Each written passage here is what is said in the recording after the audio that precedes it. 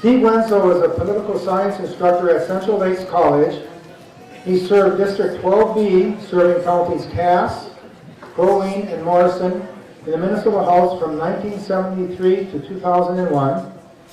He was likely one of our best pro-life legislators and supporter during those 47 years, and he has been present at all 47 dinners.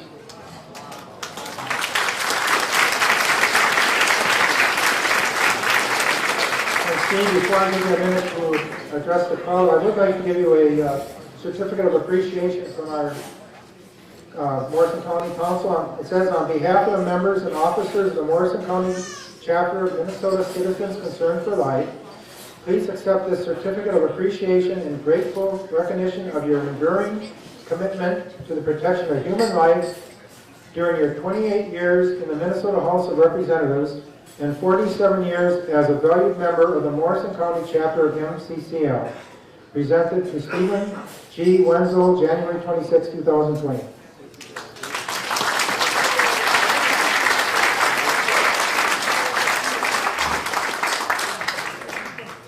Thank you, John, for that very kind introduction.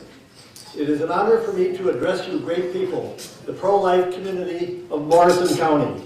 This past week, history was made when President Donald J. Trump became the first U.S. president to address the pro-life rally in Washington, D.C.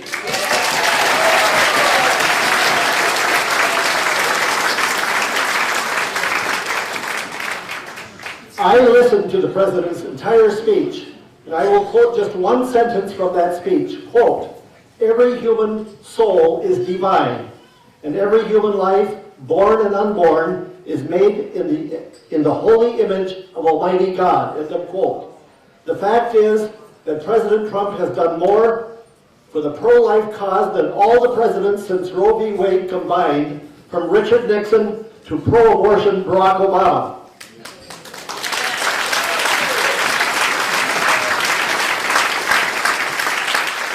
President Trump's appointment of two outstanding pro-lifers to the U.S. Supreme Court, Neil Gorsuch and Brett Kavanaugh, and his appointment of, get this, 187 federal pro-life judges, which is changing the dynamics of the courts and our judicial system in favor of life. Now, folks, a little comparison is in order.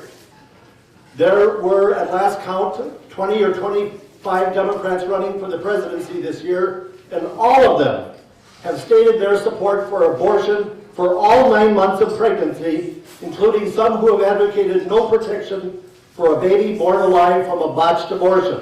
That is called infanticide. Another comparison is in order here, and that is this. Planned Parenthood killed millions of unborn babies, and Adolf Hitler killed the Jews of Europe, 6 million of them. 3 months ago, the president of Planned Parenthood said all Down syndrome babies should be aborted. And just this week, Planned Parenthood announced a contribution of $50 million to whoever is the Democratic nominee for president. Truly, the Democratic Party and their candidates for president have made a pact with the devil. I'm going to conclude my remarks in saying this. We are now on the very precipice of having 5 pro-life Supreme Court judges. There is no question but that in a second Trump term, Roe v. Wade will be overturned, and just as this great nation defeated Adolf Hitler and Nazi Germany in World War II, President Trump and all of you will relegate Roe v. Wade to the ash heap of history.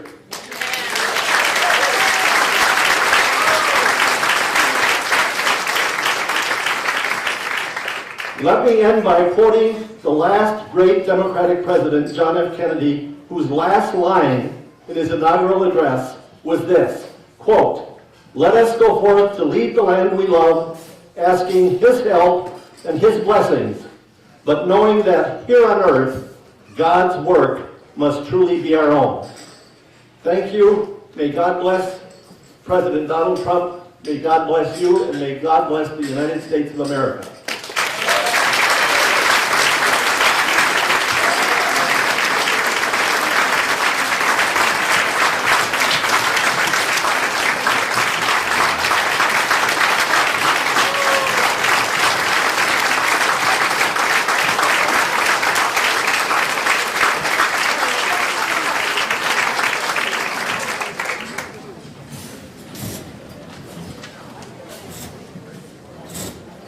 Awesome. We couldn't ask for a better friend for our cause.